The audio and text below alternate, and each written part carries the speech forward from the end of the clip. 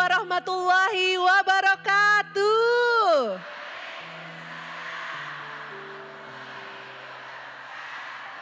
Alhamdulillah hari ini atas izin Allah di pagi yang penuh hikmah ini kita dapat berkumpul bersama di Masjid At-Thohir Tapos bersama para jamaah dengan tema kajian yang ini benar-benar Masya Allah banget. Terutama mungkin untuk bunda-bunda yang sedang dalam ujian ya, sedang menghadapi ujian dan ngerasa kayaknya kok ujiannya kayak lama banget diujinya. Kok kayaknya nggak selesai-selesai. Tidak usah khawatir bunda karena dunia itu hanya fata morgana, akhirat selamanya. Masya Allah. Dan oleh karena itu langsung saja kita akan mendengarkan nih sedikit tuntunan dari Ustadz Hilman Fauzi mengenai seperti apa sih dunia itu yang hanya fata morgana sementara akhirat itu selamanya. Silahkan Ustadz. Bismillahirrahmanirrahim. Assalamualaikum warahmatullahi wabarakatuh.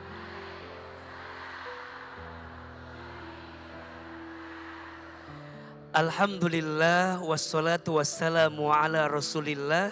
La haula wa la quwata illa billah amma ba'du. Bunda,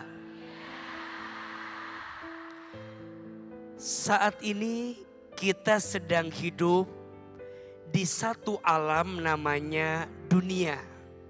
Namanya apa? Dunia. Ada 4 yang harus kita pahami tentang kehidupan dunia. Yang pertama, dunia ini waktunya singkat, cepat, dan sesaat. Tidak ada yang abadi di dunia ini. Kullu man 'alaiha fan. Semua yang hidup di dunia sifatnya fana, sementara. Betul? Maka mohon maaf, jangan pernah terpatah terluka dengan dunia yang sementara. Jangan rapuh terjatuh dengan dunia yang sesaat. Jangan hancur lebur karena dunia. Belajar pilih dan pulih bersama Allah yang punya dunia. Kenapa? Kalau kita salah memahami kehidupan dunia, kita akan dibuat lelah dan gelisah dengan urusan dunia. Maka untuk urusan dunia biasa saja. Cuma dunia. Ulangi. Yang kedua, dunia ini sifatnya permainan dan senda gurau belaka. Ini hanya dunia, fata morgana, permainan dan senda gurau. Pertanyaannya, kalau permainan ada ujungnya atau tidak? Ada ujungnya. Apa ujungnya? Kematian. Kita semua pasti akan mati. Kullu nafsin dha'iqatul maut. Orang yang cerdas adalah orang yang menyiapkan dunia sebagai bekal untuk akhiratnya. Orang yang cerdas bukan orang yang terlena dengan dunia. Orang yang cerdas bukan orang yang terpenjara dengan dunia. Tapi orang yang cerdas menyiapkan dunianya sebagai bekal akhiratnya. Betul? Maka doa yang sering kita bacakan, ini doa yang paling sering dibaca oleh Nabi setiap hari. Kita baca doanya, sekali, bunda sayang, pemirsa satu kali. Bismillahirrahmanirrahim. Rabbana atina fid dunya hasanah wa fil akhirati hasanah wa qina azabannar.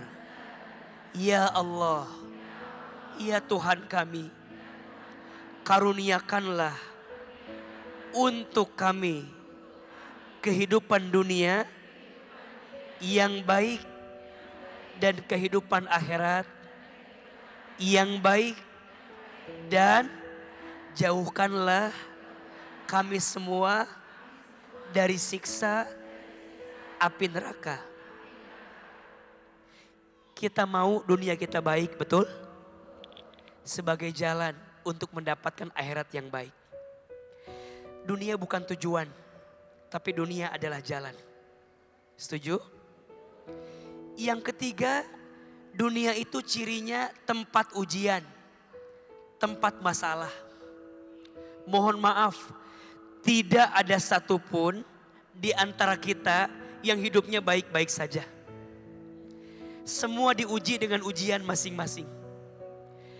Untuk apa ujian dihadirkan? Dua tujuannya. Satu, ujian dunia dihadirkan untuk menghapuskan dosa-dosa kita. Yang kedua, ujian dunia dihadirkan untuk mengangkat derajat kita. Kenapa? Yang Allah lihat bukan ujiannya, tapi yang Allah lihat ayyukum ahsanu amala. Siapa yang paling baik amalnya? Siapa yang paling baik sikapnya ketika Allah datangkan ujian dalam hidupnya? Semua istri pasti pengen punya suami yang soleh, betul? Tapi pertanyaannya, kenapa ada istri yang diuji dengan suami yang tidak soleh? Jawabannya, untuk menguji kesabaranmu. Untuk menyiapkan pahala, memaafkan untukmu. Kalau semua yang kita minta Allah kasih, maka di mana kita mendapatkan pahala sabar? Betul? Kalau semua yang kita inginkan Allah berikan, maka dari mana kita bisa mendapatkan pahala sabar? Maka ujian itu yang paling penting bukan ujiannya, tapi pelajaran di balik ujian itu. Yang keempat, dunia ini tempatnya ibadah. Wa ma khalaqtul jinna wal insa illa liya'budun. Dan tidak aku ciptakan jin dan manusia kecuali untuk beribadah kepadaku. Semua yang kita lakukan harus jadi ibadah. Bunda sayang, jadi istri yang baik niatnya bukan agar suami jadi baik.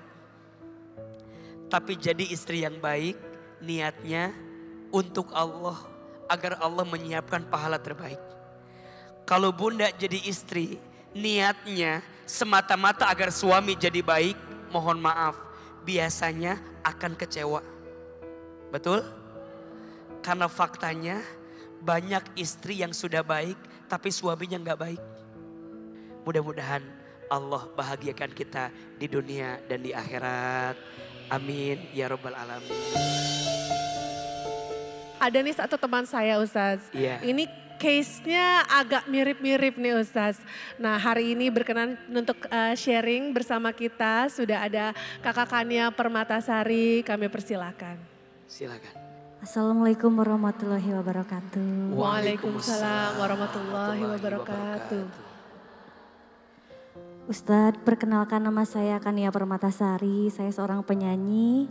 Saya sempat menikah dengan seseorang namun bercerai dikarenakan KDRT. Pada akhirnya saya bertemu dengan seseorang yang saya pikir dia adalah orang yang terbaik yang Allah hadirkan sebagai pengganti untuk saya. Ia adalah orang yang cukup terkenal dan berasal dari negara luar. Saya menikah dengannya selama 3 tahun, tetapi selama 3 tahun bisa dibilang saya hanya diberi nafkah batin sebanyak 5 kali. Bahkan untuk nafkah kehidupan saya tidak dicukupi. Tentunya sebagai manusia saya menginginkan kehidupan rumah tangga seperti pada umumnya, di mana seorang suami mampu membimbing dan membahagiakan saya. Perempuan mana yang ingin rumah tangganya gagal? Saya ingin mempertahankan rumah tangga saya yang kedua ini. Akan tetapi saya merasa pernikahan ini hanya untuk konten saja Pak Ustadz. Saya disuruh membuat konten seolah-olah saya sedang hamil dan keguguran. Yang padahal itu semua adalah bohong.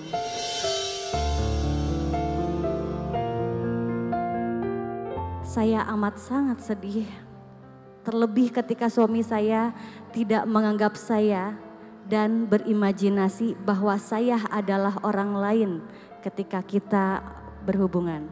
Mengapa kehidupan dunia saya seperti ini Pak Ustadz? Mengapa semua ini terjadi kepada saya? Apa yang akan saya dapat di akhirat dari ujian yang saya lalui di dunia ini? Banyak sekali pertanyaan-pertanyaan yang terlintas di benak saya kepada Sang Pencipta. Langkah apa yang harus saya lakukan Pak Ustadz dengan ujian dunia ini? Sekian, terima kasih. Assalamualaikum warahmatullahi wabarakatuh. Iya, Bunda. Jangan memilih seseorang untuk dijadikan pasangan dalam hidup kita seperti membeli kucing dalam karung. Ini teman hidup yang panjang.